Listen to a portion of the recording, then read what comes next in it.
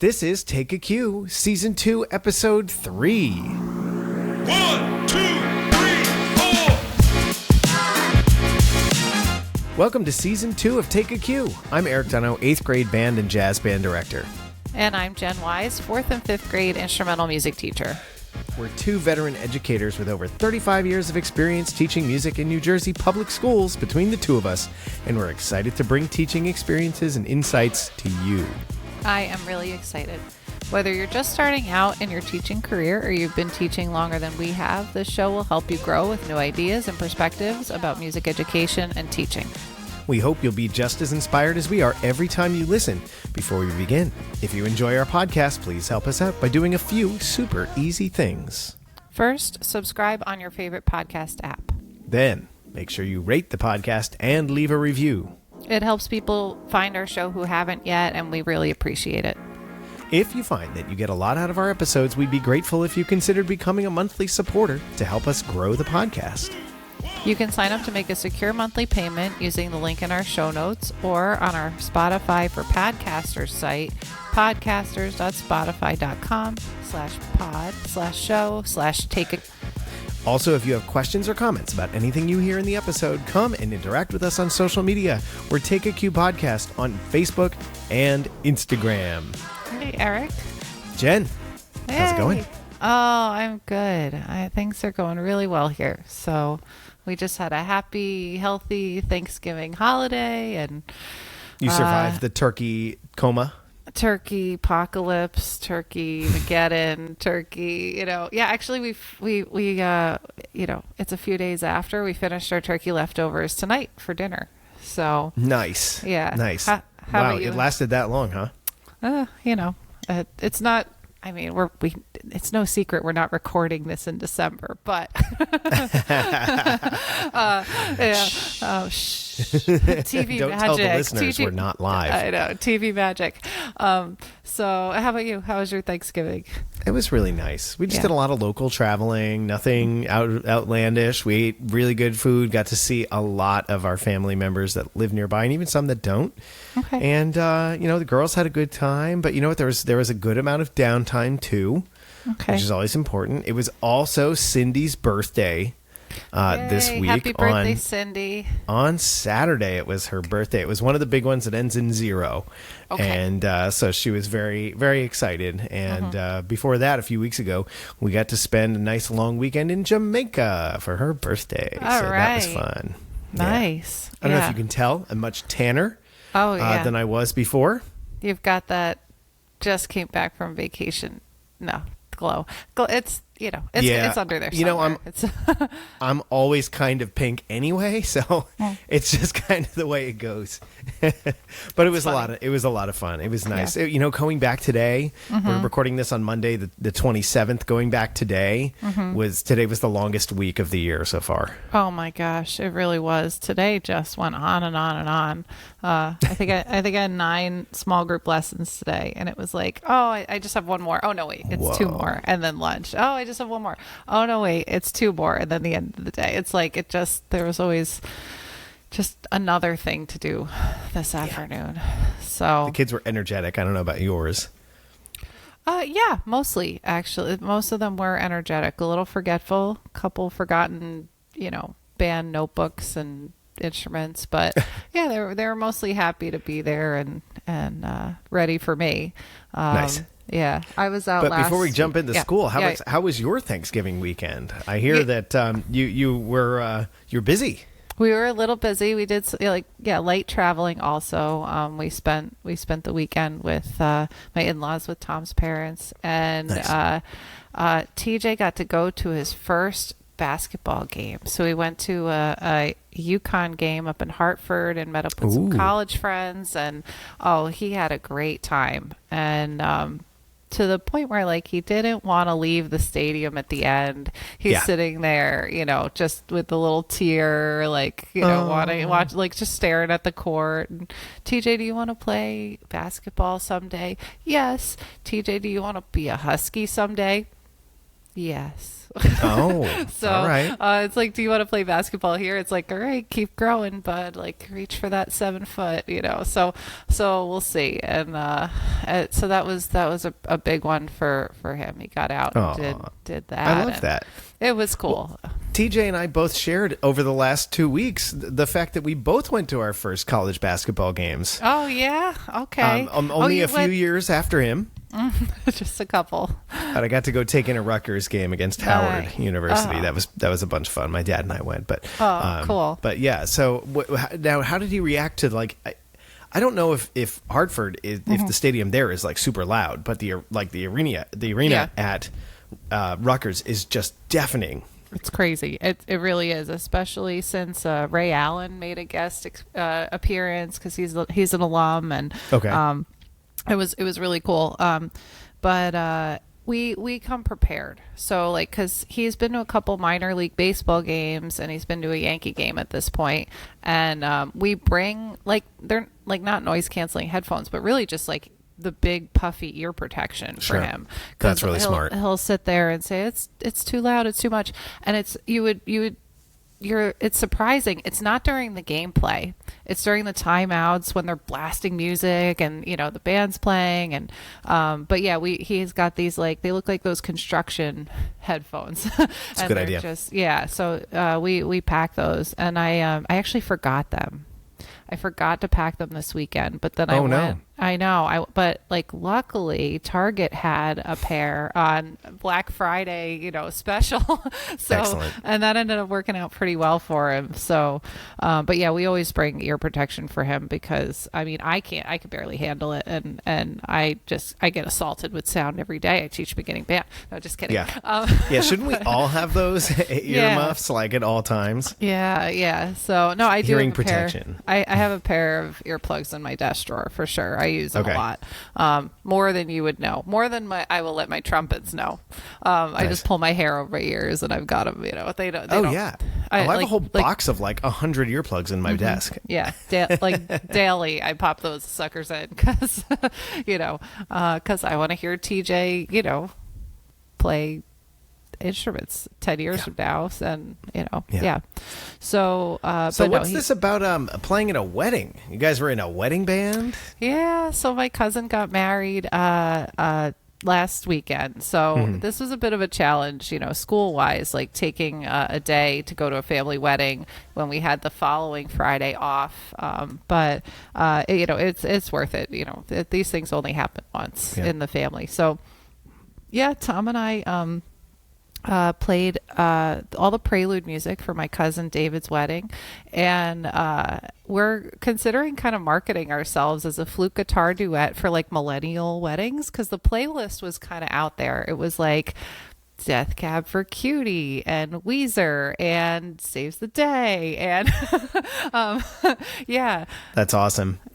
It came out really, really good. And we threw in some Tay-Tay for, the younger people in the crowd. And so there's some James Taylor on the list for the generation, before. And but yeah, it came out really nice. I'll have to post a picture of us playing, because that was a big project. And we're like, after it was over, we both kind of said, we kind of miss playing that stuff. Like, that was really fun. Maybe we should just put ourselves out there and see if anybody's, interested, because it sounds like a lot of younger millennials are getting married around now in their 30s, maybe a little later than other generations. So it's like, okay, well, we're here, we play your music and we love your music also, because we're on the older side of the millennial Did you generation. have backing tracks too? No, it was just flute and guitar. Okay, cool. And a very resonant space, so it came out really nice. And my cousin, the only one that we struggled with was my cousin requested like Peaches.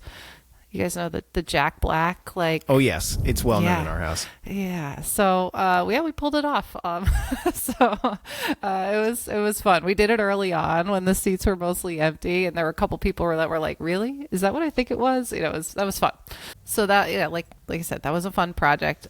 Erik, how's school going? How's things? At Heritage? Everything's going well. I have a nice band this year. Good bunch of kids. I think I mentioned on one of our episodes, it's the biggest band I've ever had. So learning how to direct a band of 72, 13 and 14-year-olds, it's a little tough. But you know what? They're good kids, and they seem to be focused pretty well as far as they can be. And we're making some good music. Actually, they're doing well. I never quite know like the level of music to pick at the beginning of the year because I don't really know the ensemble yet. So sometimes I pick a little easier stuff, especially in the winter concert. And they're doing well on that. So I just throw them a new piece for their winter concert in a month and a half. And so we're doing that. Okay. My student teacher is diving right in. He's there 1.5 days a week, and he's doing lessons and jumping into ensemble rehearsals. And he's doing well. That's great. And this year, I think I mentioned this on a previous episode, but I can't remember, that I tried doing a new lesson group, actually 2 new lesson groups of region band kids that want to audition for region band. Okay. And take private lessons. So I've got probably about 15 kids in those 2 lesson groups who are now just working on their region material. And we can go over how to audition, how to do their scales. They can do little playing for each other, like little mini master classes. Very cool. I got this idea from Ariel Ocasio over at Morristown. He's been doing that with his colleague Tim Beadle, and stole the idea and thought it was brilliant because those kids are they're going to be ahead of most of the stuff we do in lesson groups anyway. So it's nice to take them out and give them a chance to practice and be able to hear them and play for each other. And so far so good. Oh, that's so good. I used to kind of require it almost when I taught Mawa, because that was kind of how they did things. It was like, if you're going to audition for region, you take your regular lesson, and on top of that, you take a class with me that's like audition prep for region, but it was like on top of the regular lesson. So it's cool that you guys get to do that like exclusively. That's really neat. I figured why not? And what I used to do a similar thing was they had their regular lesson groups, but we would get together once or twice after school just to kind of make sure that they're doing the right thing and they're prepared. But I never really got a chance to hear them very often, and no more than like 5 or 10 minutes before they went and did the audition. Yeah. So it'll be nice to get to hear them multiple times. They get to play for each other, and so we'll see how that goes. But great. School's going well.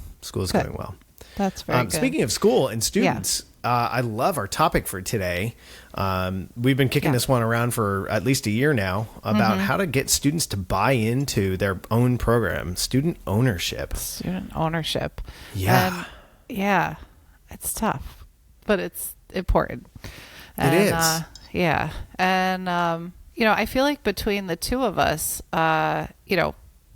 it might look different at the elementary school level than it does at the middle school level, but I think we can find some common themes to talk about today. So for sure. I was looking at the notes ahead of time, and I'm really interested in hearing about some of the things that you do with your children. Same. So it'll be fun. So I guess the first question that we really have to ask is like, why do we need kids to buy in? Like, why is it important that they feel ownership? Can't they just come to band and we tell them what to do and they do it and they sound great and they go home?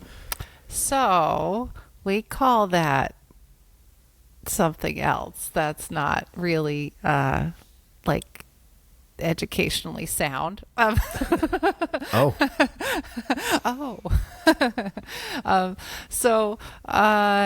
No, we want everybody to take charge of their own learning, because that's how we grow, people that want to learn forever and not just want to learn in the moment to get to the concert and to, get that next, sticker on their sticker chart, whatever. Those things help. Yeah. But this is about like, students being so invested in their learning, they can't not learn.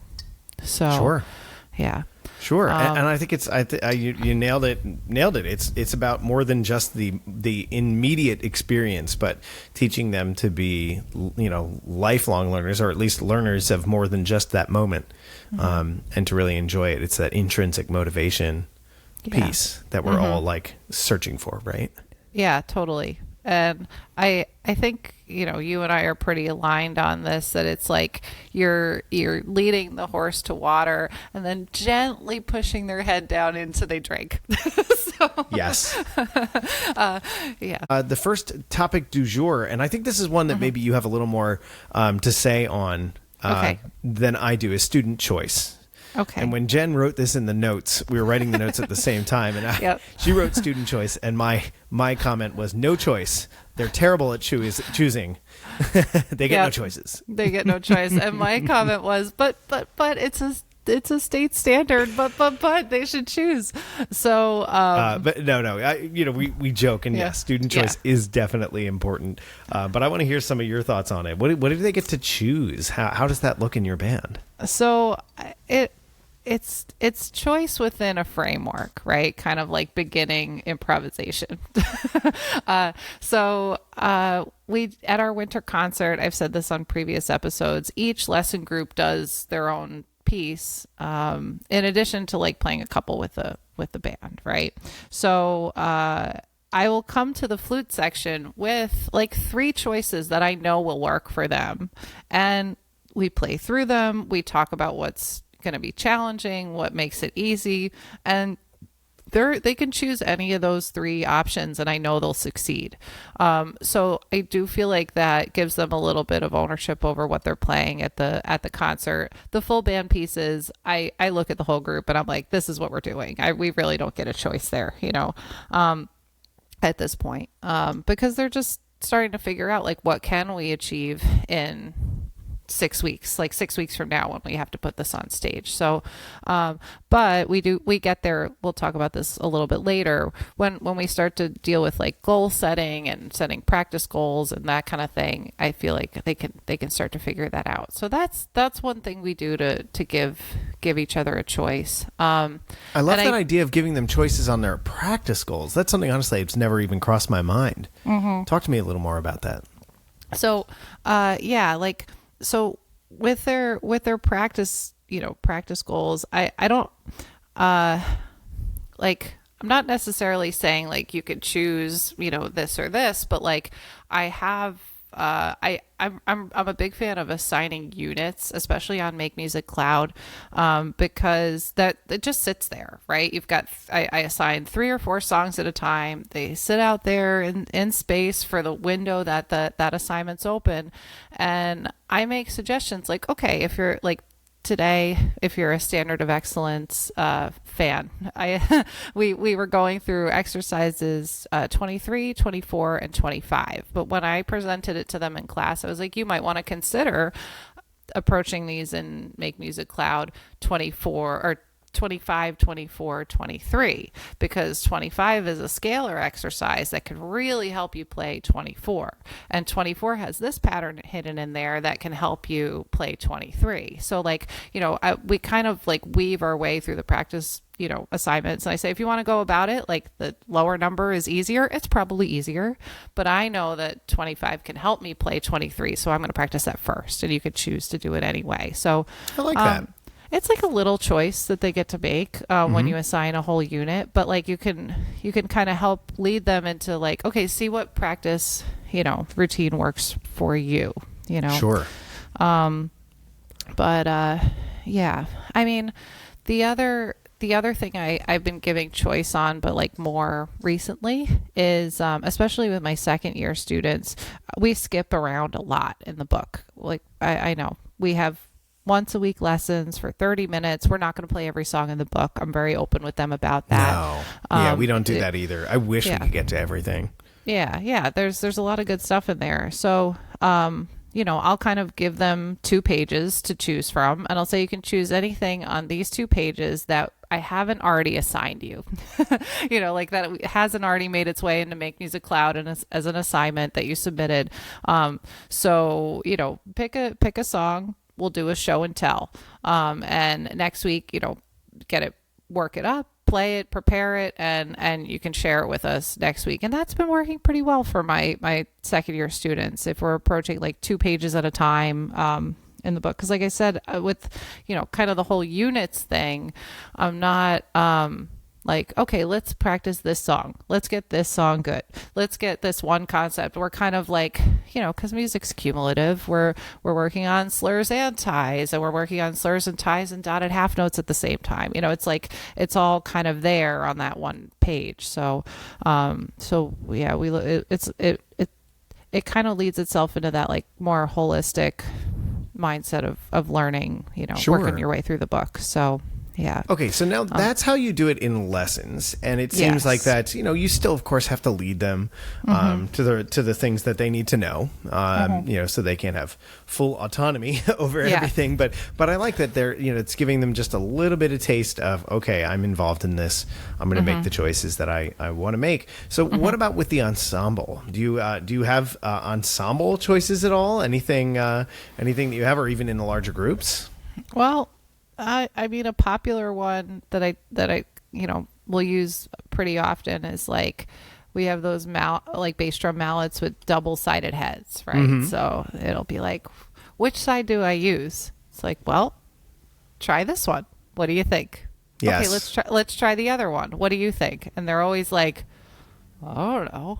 Yeah. It's like, well, this is your decision you get to make. Which sound do you like? Do you like this one or this one? And, and I'll guide them a little bit. I say, if this is a march, you might want to use the smaller head that has a little crisper sound. And if this is a more, legato lyrical piece, you might want to, but ultimately it's your choice, and you're going to play the volume on the page, but you get to choose what mallet to do it with. So I can imagine even doing that, and then having the band listen and weigh in as well, the rest of the group, I should say, and say, okay, we're going to play it, and Johnny's going to use one side of the mallet. I want everybody to listen. Then we're going to do it again, and Johnny's going to use the other side of the mallet, and then we're going to see what you guys think. What does the rest of the band think? And the rest of the band's like, I don't know about percussion, right? But they certainly have opinions about everything. Right. Yes, they do. And, it's pretty empowering to get to share those once in a while. So, I think that's a really easy way to work. And it takes about 3 minutes in a rehearsal to give everybody that choice. I don't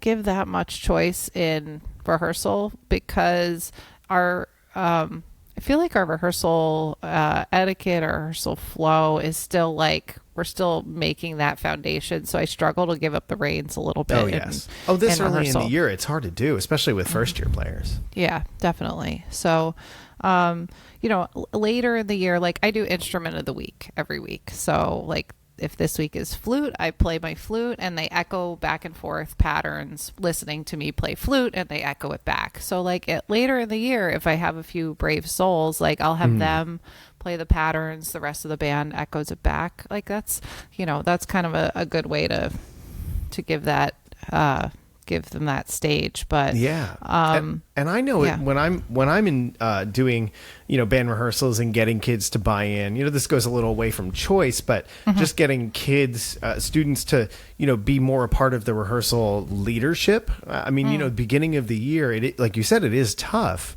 but I'll find that even starting with something as simple as a section secretary. I don't even call them secretaries. They're just the people that do the stuff for me. But I'll give them a folder of the whole section's names and say, can you just take attendance for me when you come in? It's really important, and it helps rehearsal go faster. Yeah. And they're like, oh, I get to take attendance. And then that same person for that marking period, at least for one marking period, I'll give them, when we're giving, I'll give out a new piece of music and I'll give them the section's parts. And I'm like, can you make sure everybody gets the music? It's really important that everybody gets their music. And they're like, oh, yes, of course, you can count on me, Mr. D. Yeah. And even things that seem on the surface kind of silly, it gets in their heads that they are a part of this ensemble too, and leadership wise, and also that Mr. D doesn't have to do everything for everybody all the time. I know, I hear you. Do you have success with some of those responsive classroom techniques in your full group rehearsal? I know, often when I get observed, the comment is, can you have them interact with each other? Can you have them talk to each other more? You can.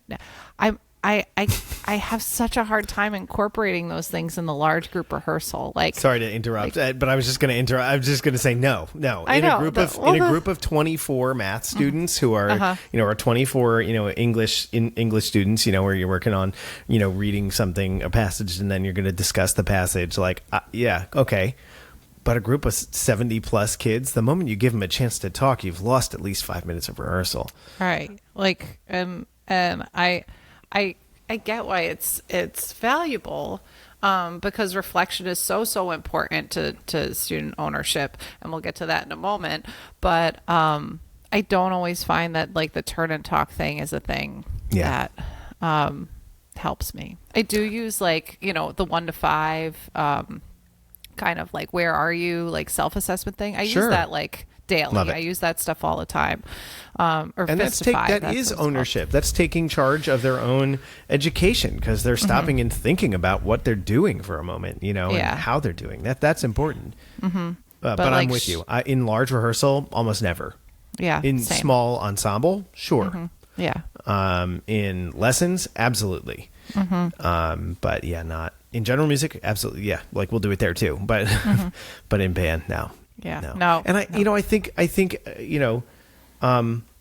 administrators, I haven't gotten this really in any of my observations at any time recently, but I think a lot of times, observers come in from a different mindset, unless they are specifically, from the music world.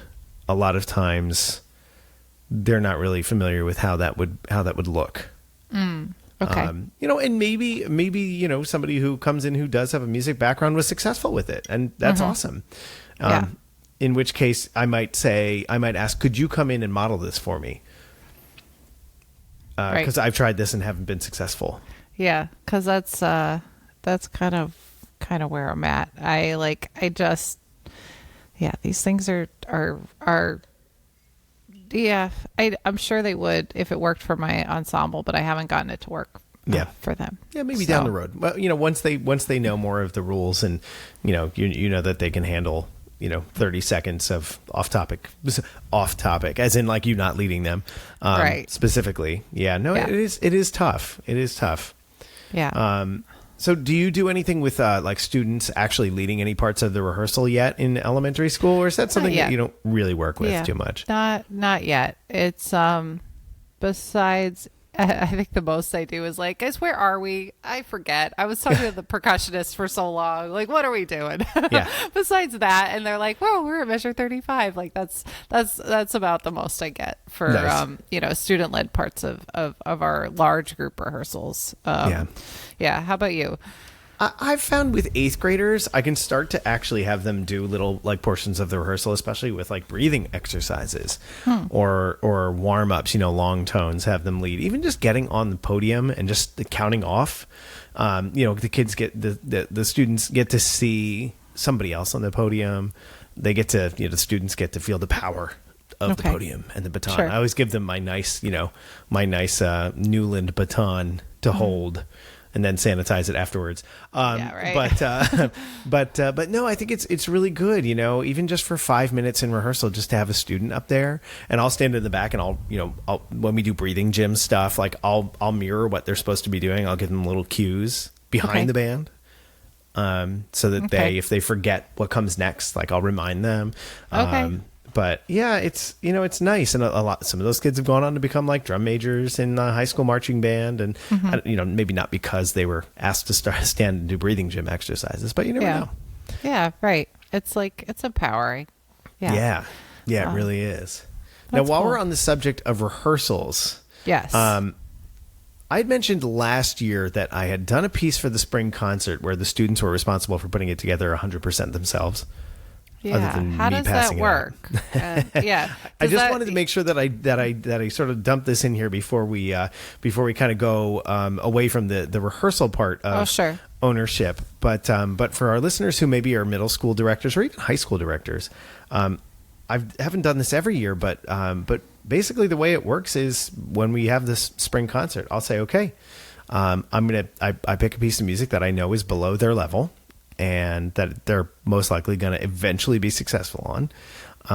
And I'll hand out the parts, and I'll say, all right, you guys are responsible for making this ready for the concert. You have 10 minutes today. And they get 10 minutes per rehearsal, one or two times a week. Uh-huh.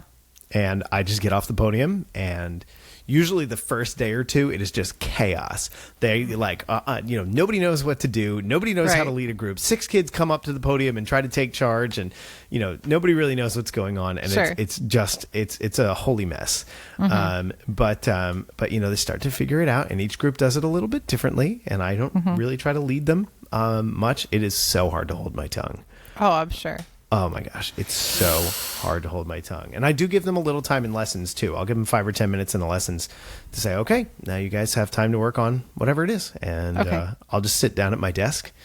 Sometimes I'll make a show of it and put my feet up, and they'll look at me like, is he serious? Like, he's not going to do anything? He's not helping us? He's not telling us what to do? It's your time, guys. This is your piece. But the only guidance I do give is making sure it doesn't become WWE Monday Night Raw in rehearsal. Sure. If they start to really get angry and fight each other, I step in and remind them, everybody's working in good faith. No, everybody's learning. No one's done this before. There's plenty of opportunities for different people to try leading, and then they play it at the concert. Long process. Yeah, it is. Okay, it is, and they play it at the concert. That's and so it's cool. always been successful. Varying levels of success. Sometimes I kind of wish they went a little bit farther in their presentation, like of musicality wise or whatever. But you know what? It's the experience to get it done. Right. And the parents are always like, when he walks off stage and like the kids just start playing, or there's they vote for somebody to go up and conduct. Sometimes they have a conductor, sometimes they don't. Sometimes they don't. Oh, cool. Yep. Yeah. One time I had a kid walk up, start it, and then sat back down because he was the only horn player. So he needed to play. Oh, that's funny. I like it. Oh, that's funny. But yeah, so if any of our colleagues out there are listening, and looking for a way to get students to buy in during rehearsal, and you've got a group that can handle it, this is a really interesting way to do it. Just kind of giving up the reins. Just kind of give up the reins. Let them, give them some new music and forge ahead. That's cool. Yeah. So that's pretty brave, but I think, brave. I don't know. Is that the word? Is that the right word? I don't know. It's hard for me to just step back and be like, okay, guys, go. It is kind of tricky. So brave or dumb. I don't know one or the other. I do it in small bites, but not, here's a whole piece, ready, go. I mean, that's tough to do with first to second year players. These kids have been playing for 4.5 years at that point. So they can usually do it. And I'll give them like a grade 1.5. Piece. So they're going to be able to play it. It's never an issue of playing it. Sometimes it's an issue of playing it together, but also just how are we going to do this thing? Right. That's cool. Yeah. That's cool. So let's get out of the classroom. I mean, out of the band room a little bit and talk about reflection. So talk to me about what kind of reflection do you do with your elementary kids? Because this is so important to getting kids to buy into their own education. Yeah, I do a lot of reflection. It's like Mrs. Wise gets in their head like a lot with the reflection stuff because I feel like for this age it's just building that awareness, and if they're not aware of what they're actually contributing either to the lesson or they're not contributing to their own practice habits, or if they're not aware of it, they don't realize what's actually happening. So we do like a pretty nice post-concert reflection. And it's the kind of thing where I have this, after the concert, I do this stations lesson. I'll find a bigger space, like the stage or the cafeteria or whatever. And I'll set up 4 or 5 stations, and in 30 minutes, they rotate through the stations. It does take two lesson periods to get through all 5 or whatever I end up setting up. And one of those stations, and it's the one that I kind of park myself at, is the concert reflection. So I have them handwrite out a concert reflection that includes questions like, which piece was the most challenging for you? Which piece took the most time to prepare? Why do you feel this way? And I feel like that's a question that gets overlooked when we ask them to reflect on the concert, is okay, you could say this piece was hard, but why? And then the next question I ask them is what was your favorite thing you heard at the concert. It doesn't have to be from our group. So like, Ooh, I like that. I want them to I want to make sure they're listening to the orchestra and listening to the chorus, and which piece do you think the audience liked the best? It doesn't necessarily need to be from our group. And then I asked them, like, if you were to program something for the spring concert, what would you put for our group on the spring concert? Like, what should we play? Right? Ooh, I like that. So like, do they go through Make Music and like actually find like band arrangements? Or sometimes they do. If they have extra time, like they'll be like, oh, like, I don't know, let's play Taylor Swift Love Story. And I'll be like, well, have you found a band arrangement for that? I'm not sure. I don't know if that one's going to work for us. Like, so I'll let them open up their Chromebooks and scan through Make Music Cloud and see if they can find something. But, they'll come up sometimes they'll just put something in generic, like we should play a rock song, we should play something because, and it's like, and then I ask them, like, why do you think that song would work for our group? Right. And sometimes they'll come up with some insightful things. Like last year, somebody said, oh, because our percussion section is really good. Right. And they picked like some rock tune that had a bunch of drum set stuff. And I was like, okay, that's like pretty thoughtful. Right. Like we have a very strong percussion section. There are like 12 of them. They better be good. So yeah. Well, they're at least loud. So they're at least loud and strong in numbers.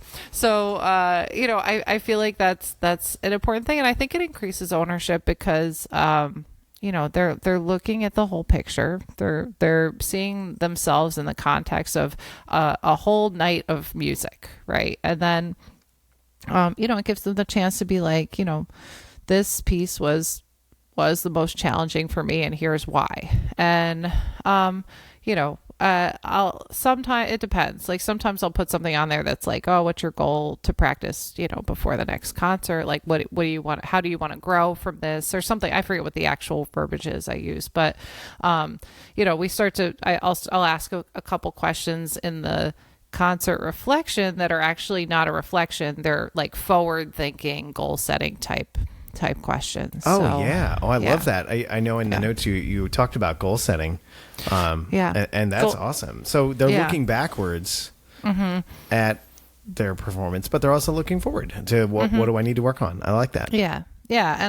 And I think it's a nice way to kind of like tie it up, but also like continue the momentum with what they just did. Cause everybody comes out like and not to look down on anybody who does this, but like, I've never been one to like take the day after the concert off or the week after the concert off, because like that time is so important for reflection and whatever. 2 weeks from the concert, I'll take a break. But, but the day after the concert, they're so excited to see you and talk to you and really, put it out there how they felt about the night. I think the concert reflection thing, like even if you leave it as a sub plan, fine, go for it. But it has to be questions that like not just reflect on what they did, but also, propel them forward. So, that's so important. Now, do you ever ask them about, like what they can do to improve their like playing? Like what's the one thing they really want to improve before the end of the year? Or at the end of the year, do you ask them like, what's the next thing that I can work on next year to make myself, get to that next level? I do that. And like, I haven't done that in Livingston because our concerts are in January, but when we did December concerts, like we do our post-concert reflection, but then our last lesson before the end of the calendar year, and it sounds so simple and so silly, but like I thought it was pretty effective. Like I had a corner of a bulletin board reserved for our band New Year's resolutions, right? So it's a New Year's resolution just for band, and it's just like it absolutely can't just be I will practice more. Not enough. Yeah. No, not at all. Yeah. Okay. Yeah. Good. What are you going to be practicing? Yeah. How are you going to practice? When will you practice? Right. So, and it was like, I got kids to put on paper, like, I will practice on Tuesdays before indoor soccer, period. initials on the bottom right corner of it so they know whose was whose, even if they forgot. And they stick it to the board and it sits there. I had it sit there until spring break. And then we'd peel them off right before spring break. And on the back side, they'd write me a little note like, did you do this? How long did it last? Was it helpful? Right. And I read them. I read some of them, but and half of them were like, nope.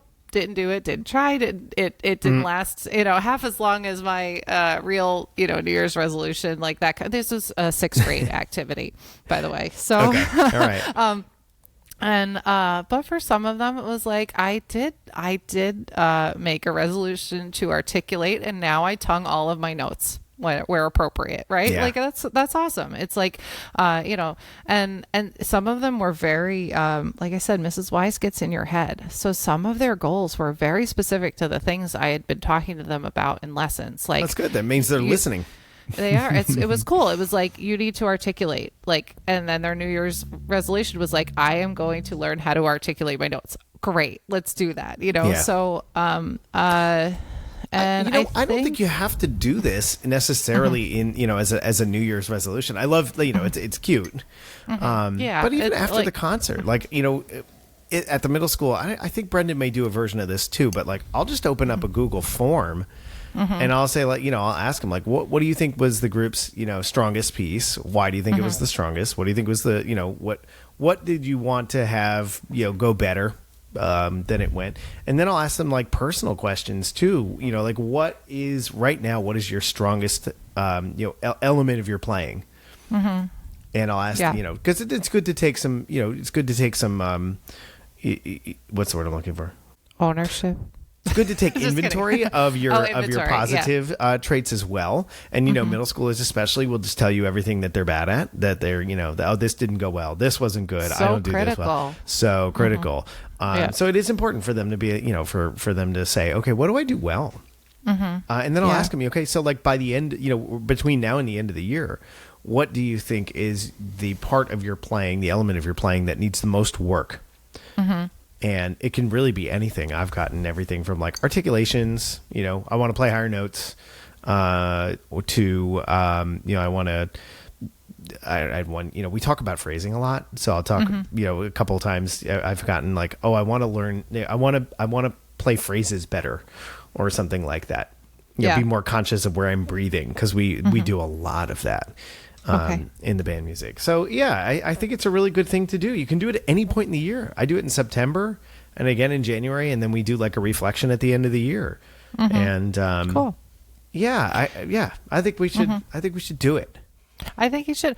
And the thing I like, and like I said, like it is kind of cutesy, but like the thing about the New Year's resolution board that I liked is that it was right in their face in the front of the room. Yeah. Like, and I, every couple of weeks I just pointed it and be like, just check it in. You still That's working great. on this, and it would just kind of be there, hanging over their head for the first, part of the year after that concert where we sometimes have a little dip and momentum and everything. So I just, I like that we could come back to that thing that they said in their own handwriting, like that was a thing. So yeah, no, I think that's brilliant. Just putting it there so it's always staring them in the face, and you, because it reminds you to remind them.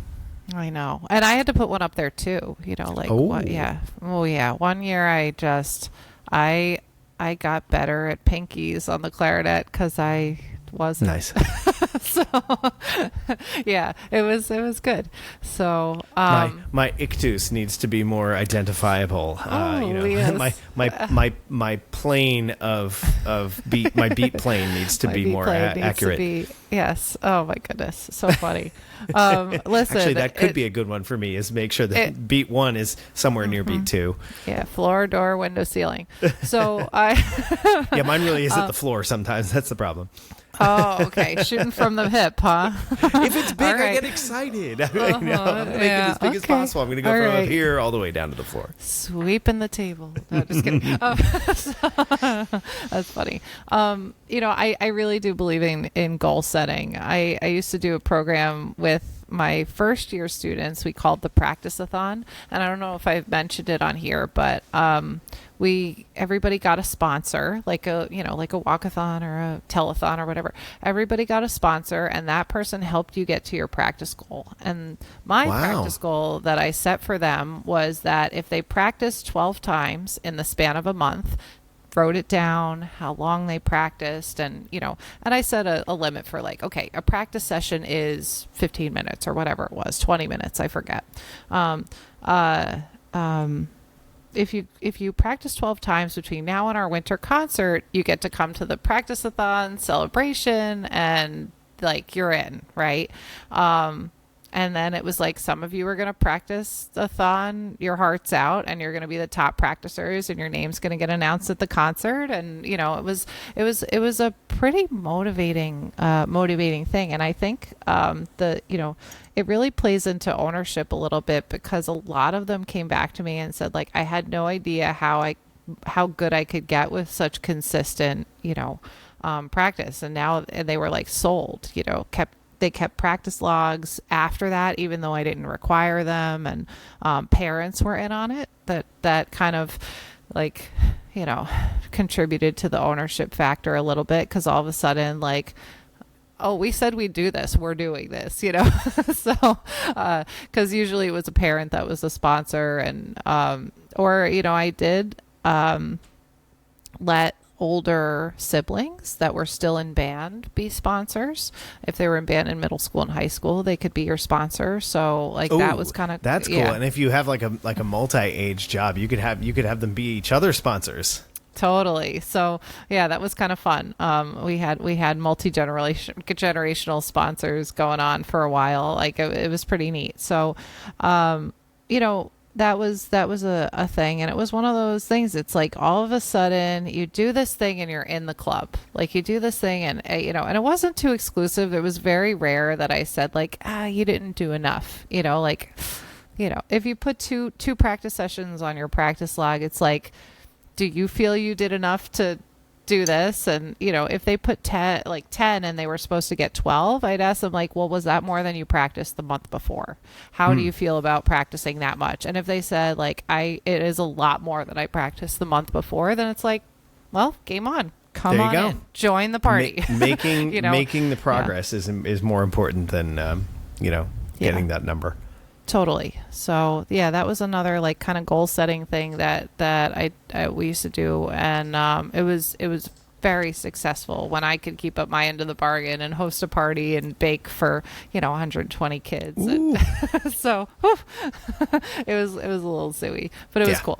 So that's good. Yeah. Wow, Jen, I love those ideas, and I think these are really good ideas that we've brought up too, because given our two different age levels that we teach. I'm really hoping that our listeners can take away good ideas from both of us, whether they're elementary or middle, or maybe like early middle or late elementary, or there's definitely mixing and matching that can be done with these. And I love that we overlap some of our ideas, but a lot of our ideas are different depending on our age groups. Yeah, and I definitely still have some students that don't buy in. Right. I mean, that don't see the value in the time they're putting in, and like they're just kind of there because they're there. And I have those students, and me too. Yeah, it's like it's tough because you can own it all day long, and then they just aren't ready to pick it up and run with it, and I don't know. They may get there, but it might be 4 years later, or they may never get there, and that's okay too. Yeah, and especially at the beginning level, I've been struggling with that a lot. Like, the older, they're like, I don't know. When I started teaching, there was no smartphone. Kids certainly didn't have smartphones.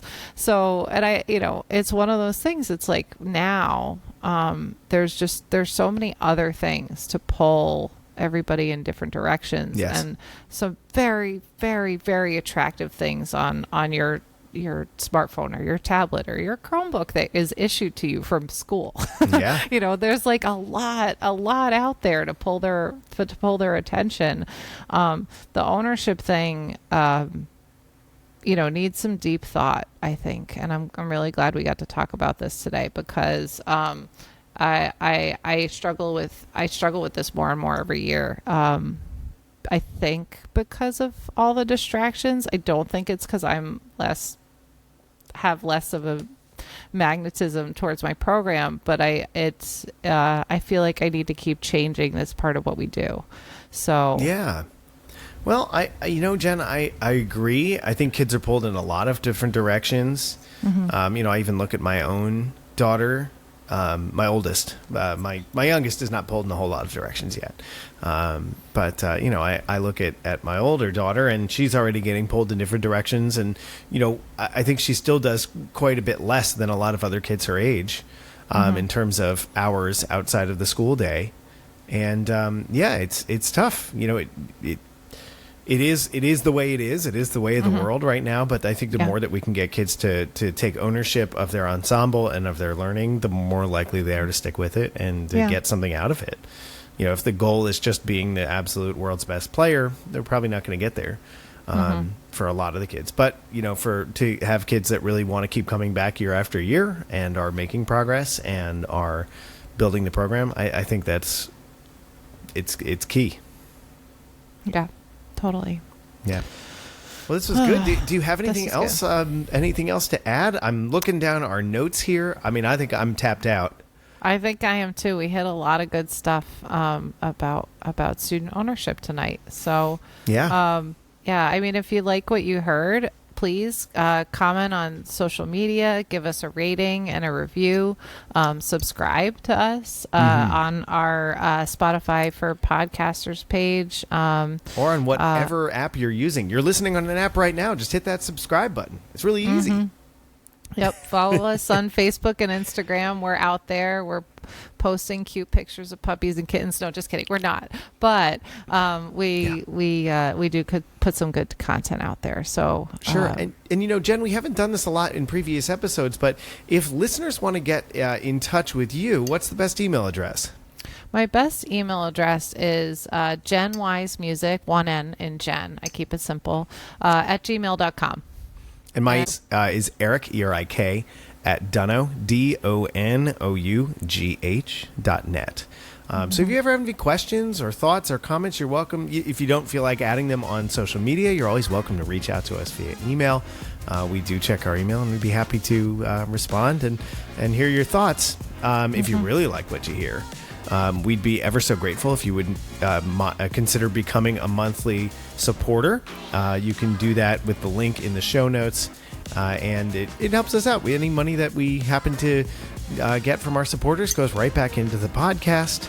And so we'd love your support. If you have any ideas for episodes, get in touch. We really want to hear from you. We've got a bunch in our list, but we've had some good ones recommended to us in the past, and we're always happy to listen.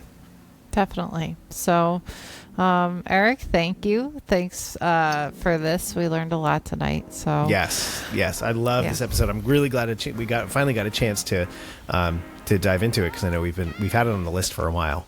Yeah, absolutely. So, everybody, let's get out there and make great music. So, cheers. Yes, cheers. All right. Let's see you soon, Jen, and thanks everybody for listening. Thank you.